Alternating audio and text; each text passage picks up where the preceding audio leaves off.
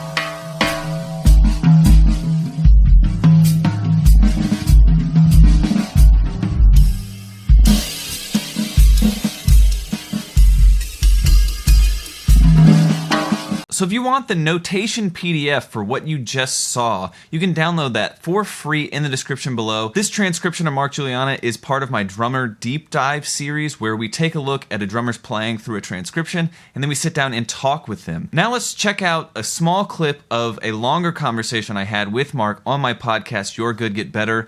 I'm going to play a little clip of the podcast episode right now. And if you want to listen to the full interview I did with Mark on my podcast, Your Good Get Better, there are links in the description to listen to the whole podcast.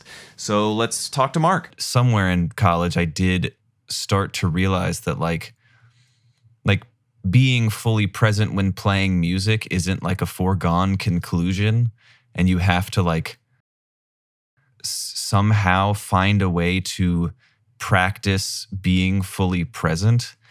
And that's something more and more I'm realizing. Like I'll go to shows in Nashville and you'll be watching a performance and you'll be thinking, man, no one's playing like wrong notes necessarily. But I also don't feel like it's kind of like being in a conversation with someone who is talking to you, but is also looking at their phone.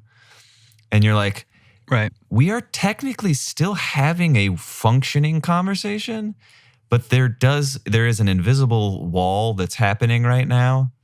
And like, what are some of the ways that you have like worked on how to be present when playing? Yeah, the interesting thing here is the idea of practicing being present.